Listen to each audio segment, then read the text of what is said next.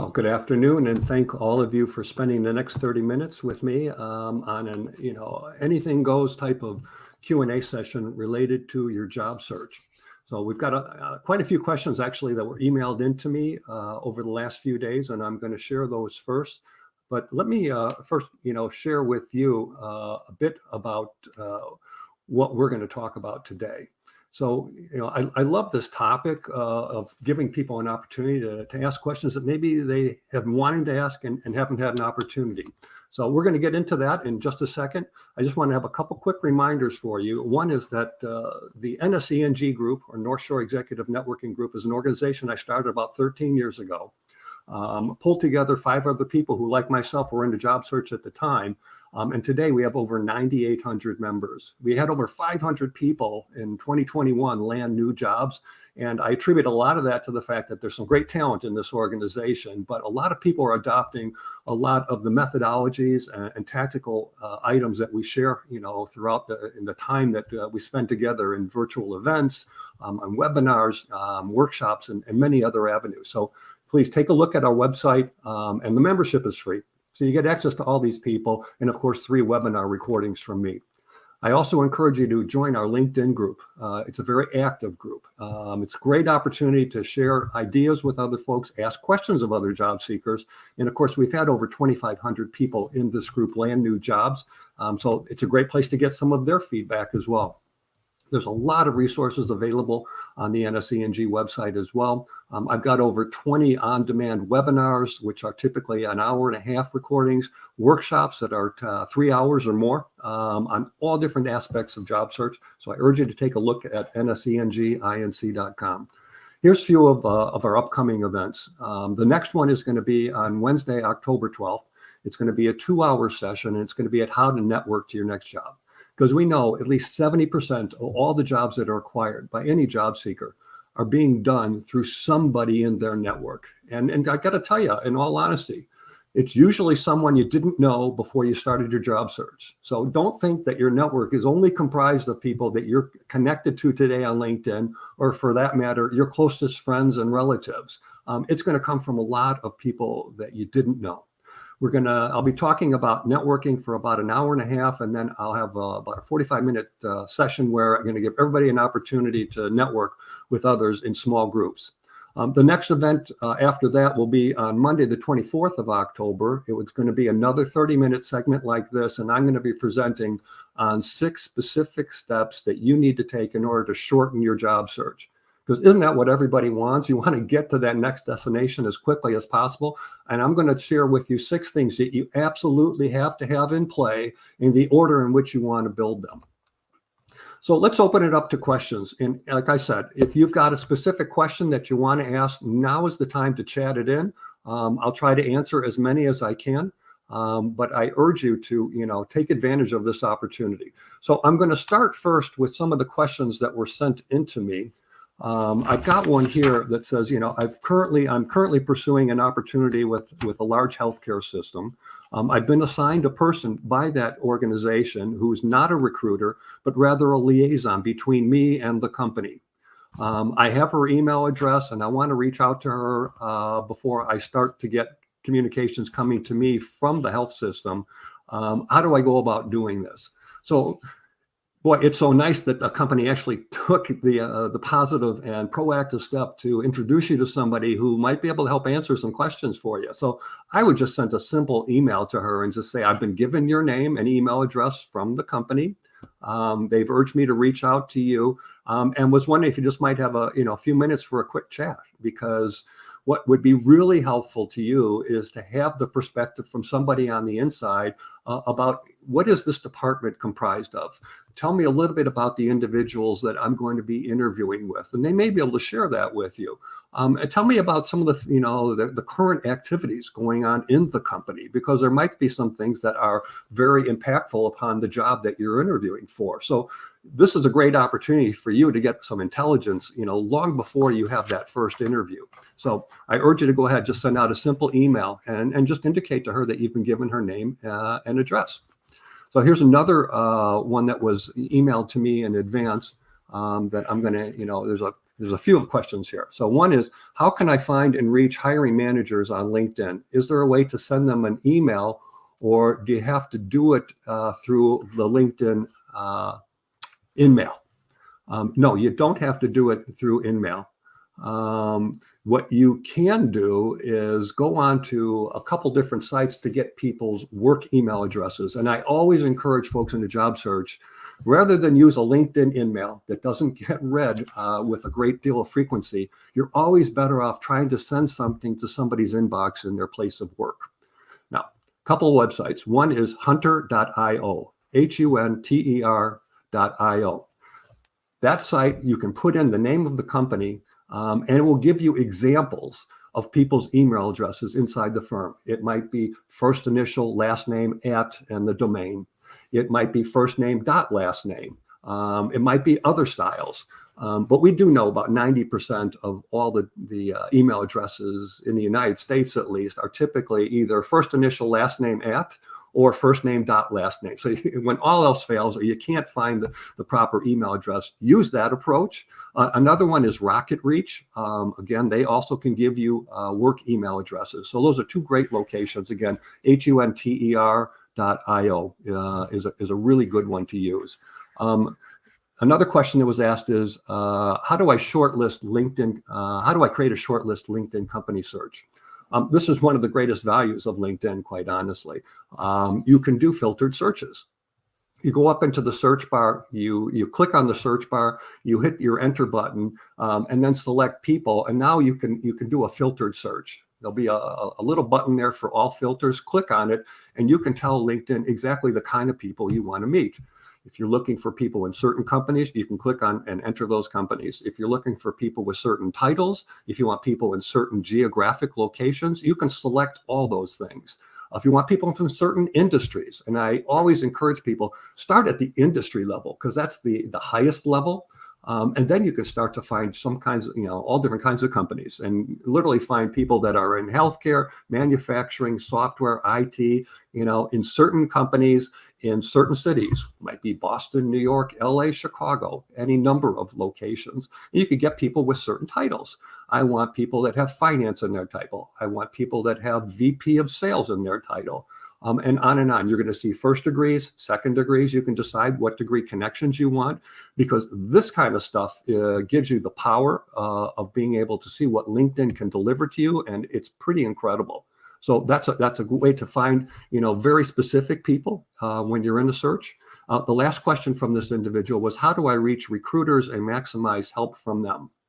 Now, I'm going to tell you that the greatest help to you is not going to come from a recruiter, or certainly not an internal recruiter to a company. You want to get to the hiring manager and the person that are that individual's equals or peers, and their boss if they have a boss.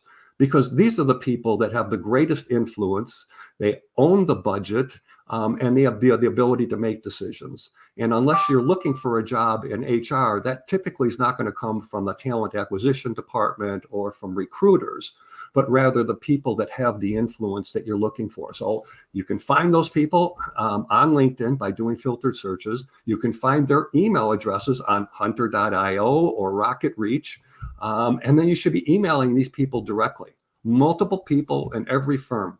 This is a big part of my what the hell approach to job search. And it gets you a lot more interviews than simply applying to online ads, getting yourself in a stack of 100 resumes and hoping for the best. So I hope that helps answer those specific questions. Let's see if there's any questions. Here's a question that's just come in. How to address the empty hole of work history when coming off 2 years of on-the-job work and an injury recovery. So, there are a lot of people right now that have had big holes in their backgrounds, if for no other reason, because of COVID, right? It's happened. It's taken place for a lot of people on many occasions. The fact is that there are things that you have to get honest with people about. Why has this taken place? And I would just, show them, right, and be honest with them. Look, I had an injury. I had to attend to a very long, extensive recovery, because people are going to wonder why you were out of work for an extended period of time. I think they will appreciate the honesty.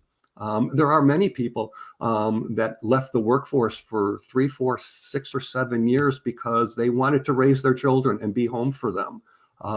And I just find that being open and honest with people about these kinds of things will serve you far better than trying to come up with some other excuse that you think might fly better with them.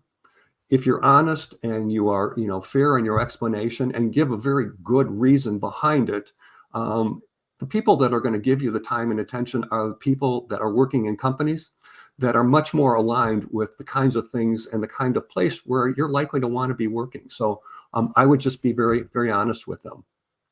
Here's another question that's come in. What is a good way to list on my resume that you've been taking care of family members and skilling up? Okay. Again, the same thing here. I would be honest that, there are a lot of people that also not only were looking after children, but there are folks that are taking care of an ailing parent. This has happened to a lot of job seekers. Certainly once you reach about the age of mid 40s to mid 50s. And again, I think it says a lot about you. If you have become a caretaker for a family member. I've interviewed a lot of people myself when I was hiring, a number of people in different companies. And, I always appreciated the honesty, but the fact that you took time out of the work experience to take care of someone in need says a lot about your character. And I always gave those people a huge benefit because I admired the fact that they made a really tough decision, but it was the right decision for them. So here's another question that's come in. What about when many changes have been done? What's the best way to justify change? Okay, so I'm going to assume this question is more about people who have changed jobs a lot. When we look at folks that have a background where they've had a lot of one-year stints, it does raise questions. Okay, it does, because a lot of people are looking at that and going, my God, he's had 3 jobs over the last 3 years. What's the problem here? So you've got to think about, what is going to be your response to this. It may take you some time to figure out what's the right way to approach it, but you're going to have very good and convincing explanations behind this. Trust me, you're not alone. And there are plenty of people who have been out of work for 12, 20 months because of COVID. They haven't just latched back, quickly enough onto another opportunity. But I think being very fair with folks to explain to them what it is that, caused you to leave the workforce for an extended period of time is in fact the best way to go. Here's another question that was emailed into me. They're asking a question about my what the hell approach to job search. What's it about? So I'll just take a minute here and explain to you. The what the hell approach to job search is a trademark of mine. I applied and was granted a trademark from the U.S. Patent Department. And the premise behind it is, what the hell do you have to lose by doing things that other job seekers aren't doing? Because so much of the job search is about marketing, but its greatest attribute of marketing is creating visibility. How do you create visibility with companies that you want to get into where you don't have a way in on your own? Maybe you have a way in through your network, maybe you don't. And that's why I've created these 13 moves that enable you to get a lot more visibility, get a lot more interviews, and then a lot more engagement with the right people so that you're creating a lot of attention and value behind your value proposition. So I urge you to take a look at the NSE&G website. You'll see a short 3-minute video that you can view about the premise behind it. And of course, I have a 3-hour recording that addresses that very topic. Here's another question that came in. What parts of my resume are likely to get read the most? The single most important part of your resume is that section that sits up at the top. It's your value proposition. It's sitting right under your contact information where you've got your name, your city and your state, your email address, your LinkedIn profile. But you've got to convince people in 100 words or less why they should be talking with you. This is really critical because the average resume only gets 6 to 10 seconds of read time. It's not a lot, particularly when you've got what might be a 2 or 3 page resume. So that section at the top has got to engage them really quickly. This is why I tell people that 90% of the job search is marketing. This is not a talent acquisition or HR exercise. It's about grabbing attention of people And 90% of the marketing is messaging, your ability to write and to write well. And that section up at the top is most important. Of course, the next things that they look at are your most recent jobs. What companies did you work for? What were your titles? And of course, being really succinct with your bullet points is really important. In my mind, no bullet point should take more than 2 lines of type. And this is why the writing is so important, because you've got to be able to be very succinct, to the point, and concise in how you communicate your value. And those bullet points are the proof behind what you say you can do. And so every one of them should be achievement or accomplishment oriented, because if you've done it there, geez, maybe she can apply that here, because we need that sort of, activity in our organization, and we don't have it today. So here's another one about job sites. Let's see, if a job I'm interested in is sitting on LinkedIn or is sitting on Indeed, in addition to the company's websites, which site should I apply through? So I always encourage people, when in doubt, if there is the job ability to apply right on the company website, always start with that. Because this way you avoid any potential miscommunication between the transfer of data from Indeed to the company website or from LinkedIn to the site. So you always, want to start with, the source. And in this case, the company website is that source. So I would, urge you to always start there. And another question that I'm also oftentimes asked is, should I include a cover letter? And the answer to that is real simple. Absolutely. Okay. And I know that sometimes they don't allow you to upload a second document. And if that's the case, then put your resume first, followed by a cover letter as one continuous document. Here's why cover letters are so important and why they are more powerful than a resume or a LinkedIn profile on most occasions. Because in literally 1 page or less, you are providing them with proof points behind your background, why you are a candidate that they should be talking to relative to that specific job. Too many people think that the resume and the LinkedIn profile are the end all to everything, and it's just not the case. The fact is that what that cover letter, and it's nothing more than an email, it enables you to give a proof point for 3, 4, or so most important requirements of the job description, and to then be able to elaborate on something you've done in your past that demonstrates to them that you're an expert in those areas. Again, I do an 1.5 hour recording on this on resumes tell, but cover letters sell. And it's so true. The cover letter is your opportunity to control the story, to be able to make a connection between something you've done in your past with something that company is looking for with the individual that they're going to hire for the next job. So I urge you to take a real serious look at how to do that. So the next question that's come in is, when I receive a job offer, what kinds of things do you think I can negotiate in order to enhance the offer without turning the employer off? There are a lot of things you can negotiate. And one thing I want you all to make sure you understand is that every job offer, for that matter, every job, has flexibility associated with it. Just because they've told you that the job pays 130 or it pays 85 doesn't mean that that's the end all. They all typically have a range. A salary of 120 could have a range that goes anywhere from 100 to 140, depending on the individual's experience. So a salary is something you can always negotiate, but there's far more to compensation than just what you get in every paycheck. What kinds of incentive plan might there be? Are there stock options that could be available to you? And when's the next performance review? Maybe you can get reviewed and increased in 6 months instead of having to wait 12 months. Are there any other perks? Again, I work with a lot of folks on job offers and how to increase the attractiveness of that offer. So there's nothing wrong with going back to an employer and having that conversation. I know a lot of people feel uncomfortable and are worried, is it going to turn the offer away from me because they don't like me questioning the value of the offer? Well, so much of that is in the way that you deliver the message. I always respected somebody who came back to me and tried to see if they could get a little bit more, because I knew I had more that I could give. And it tells me that they're being proactive and they're looking out for their own best interests. So there's nothing wrong with doing that and taking that proactive step for really trying to increase something on behalf of yourself and your family.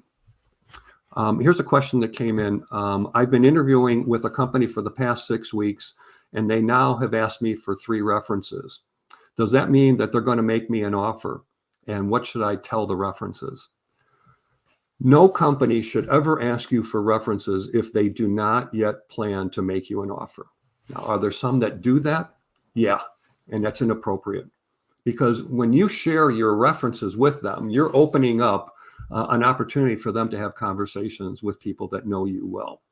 So I think it's fair to assume that if they do, ask for references, that you are very, very close to getting that offer.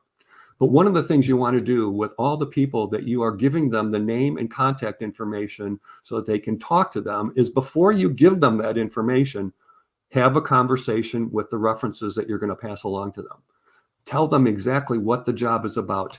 Send them a copy of the job description and tell them exactly what you would like them to stress in the conversation, because they're looking for potential weaknesses. And of course, you're only giving them references of people that are going to say great things about you. But at this point, you've had many rounds of interviews with them, and you know what are the most pertinent and important things to their decision-making process. So utilize somebody in your background who can say great things and have them stress those items that are most important and most valuable to the job that they're considering you for. So great way to prep your network to be of the most help that they can, because let's face it, your network typically wants to help and they're happy to help. But in many cases, they don't know how, and this is your opportunity to guide them a bit. So here's another question that was emailed in. I'm getting very frustrated with the recruiting and hiring process. It's taking far too long, which makes me very anxious. Do you have any thoughts on this? This is tough. This is very tough for job seekers, because there is one question that not one single person can ever answer for you, and that's how long is it going to take? Now, the fact is that filling this position that you think you're a great candidate for is not the single most important thing in any of these companies that you're interviewing for. And while they may have told you that they're going to get back to you in 2 weeks with the next steps because you're somebody they want to talk to, 2 weeks can come and go real fast, and maybe you don't hear a thing. They have their own schedule. And the fact is, what we have found a lot of, particularly over the last few years, is that there's a tremendous amount of ghosting that goes on in the job search. Now, it's a two-way street. There are a fair number of job seekers, believe it or not, that ghost employers who in some cases have made them an offer and they don't get back to them. But there is a whole lot more of that happening on the employer side relative to employees who, particularly if you've invested at least 2 rounds of interviews, I don't think you can expect to get an answer back by just having a phone screen. There's just too many of those going on. But if you've invested a few rounds of interviews of your time, absolutely the company owes you an explanation and should be getting back to you, but it doesn't always happen. So just know that the recruiting process is not perfect. But if you have a contact already built up with the hiring manager, there's nothing wrong with sending that individual a follow-up email. Say, look, I'm just following up from the conversation we had 2 weeks ago. Wanted to reaffirm my interest in the job. Here are a few things from my past that I think have tremendous, value to that specific job, and why, and then sign it off. But don't be bothering them every week, every 2 weeks, every 3 weeks. You get one opportunity to send a follow-up, email to find out, what's going on here, and am I still in the running? That's fine. But I always urge you to, give them that reaffirmation of some of the specific things that you've done in your past, because maybe they've forgotten about them from that conversation. And I think this will at least give you one more opportunity for the visibility to maybe move this thing forward. But they're on their own timeline. You can't make it go any faster than what they are currently doing. And oftentimes it's not at a pace that you would think has a sense of urgency associated with it. And it's possible that they may be trying to fill many positions. It's also possible that maybe they've made a job offer to another candidate who was their first choice, and they're going through a negotiation, and it could be going on for a couple weeks. So here's another question. I'm looking for a VP or senior vice president of sales role, and I I think I should, make my background more visible to executive search firms. How should I go about doing this?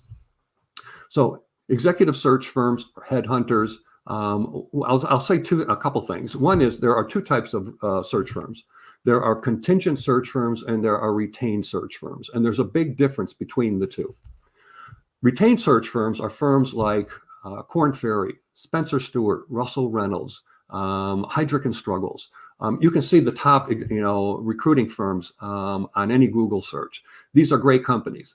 They have great jobs that they're trying to fill for their clients, but they represent less than 1% of the total jobs that are out there at any given point in time. And they are only looking to fill typically C-level and VP level roles. From time to time, they might fill a director position, but those are few and far between. So for this individual, getting your presence known into executive search firms is a good idea, but don't let it dominate your time. So the best way to go about this is to go into the top 15 or 20 executive search firms, look at their websites, see who are the practice leaders for the industries that you've got experience with. And they are all segmented vertically.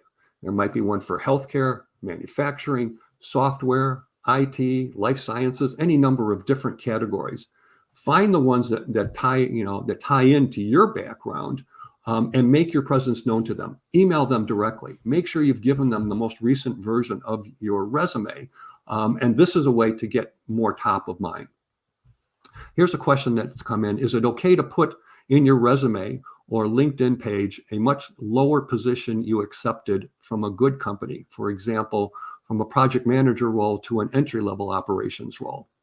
I don't encourage people to take a step backward from where they were. Because the greatest fear is that, in a few months, you're going to be kicking yourself and wishing you hadn't done that. It is a way to open up more opportunities, but it also can create some suspicion on the part of the hiring company.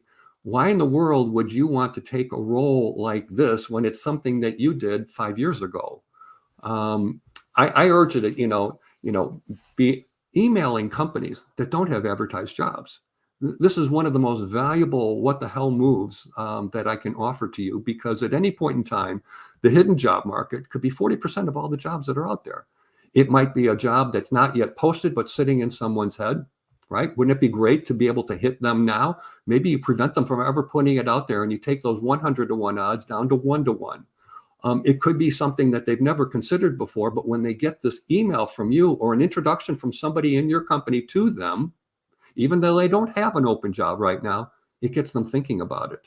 And this is where, I've gotten a lot of jobs in my background, and it's where a lot of my coaching clients have been able to open up doors with companies that were never considering a role for somebody with their background, but they came to the realization, you know what? She's got some things in her background, some skills, but she's accomplished some things that we need to be doing, and we don't have anybody in-house to do this. So I urge you to, consider taking that approach. It gets you a lot of results, and will enable you to open up a lot of doors with companies that don't have advertised jobs. And now those odds are much more in your favor. Here's a question that's come in about networking. I have a lot of LinkedIn connections with several thousand connections. I'd like to look at their connections, but I see that many of them have several thousand contacts. Is there a more efficient way? And absolutely, this is one of the greatest things about LinkedIn, is the ability to do filtered searches on individuals that you're connected to. Anybody that's a first-degree connection to you, you can look at all their connections, but why look at all of them when you can say, I'm only interested in those that are located in New York, LA, and Houston.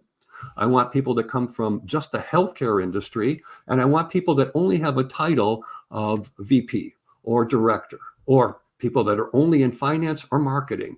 You can do that by the connections of feature in LinkedIn. It's fantastic. Again, I do a 3-hour session on this in my workshop recordings that you should take a look at. But it's a great way to get to people that are very connected. Okay. I myself have over 26,000 LinkedIn connections, and I would never wish on anybody the opportunity to look at all 26,000. But you can filter through my searches and get right to the people that you want to try to have a conversation with. So I urge you to consider the filtered searches on connections of, which is a great feature. Here's one other question about LinkedIn. I see a lot of people with the hashtag open to work statement on their banner. It sits in their banner. What's your feelings about using that in my photo? And I suggest to people to not use it. I don't think advertising to the world that you're out of work is necessarily going to be a great attribute for you. I think there are a lot of people out there with some built-in prejudices against people that are currently unemployed. They are thinking, well, these folks are unemployed because they didn't perform well. And we all know that that has nothing to do with being unemployed in many cases, particularly given what we've gone through for the last couple of years with COVID. So, I would get rid of that hashtag open to work banner within your photo, because I think all it does is tell people I'm out of work. There are people out there that think that that's a bad thing. And why raise a red flag without even having an opportunity, to take a swing at the pitch? You got to get up to bat. You got to have opportunities to get interviews, and this could potentially limit you in many different ways. So before I, close out the session, and I urge you, if you have any other questions, please feel free to, come back to me and ask a question. I'm happy to answer as many as I can. But I did want to just mention, if you're not yet a member of NSE&G, please join the group. It's free. You get access to 3 of my webinar recordings and to our 9,800 members. If you're not connected to me on LinkedIn, send me a LinkedIn connection. Please reference, the fact that you attended this session. Join our LinkedIn group. It's a very active group. There are a lot of jobs that get posted up there from our advertisers. It's a great way to, interact with other members of the group. Check out in the About section on the homepage, some of the podcasts and TV interviews that I've done, as well as the upcoming webinars and workshops and that library of recordings. If by any chance you feel you're at a point where you could use some help from an outside coach, I do a lot of coaching. You have coaching packages to choose from and one-on-one customized coaching that I can tailor to whatever you think you need some help with. So please don't hesitate to reach out to me. Again, quick reminder, the upcoming events over the next few weeks. And by all means, if you have any questions about any of these, take a look at the website. And at the same time, don't hesitate to reach out to me if you have any questions about the material that's being covered. So I wish you all the best. Thanks so much for attending this session. And by all means, all the best to you in your job search, and use your network as a great way to reach a lot of people that are of interest to you. Take care and all the best.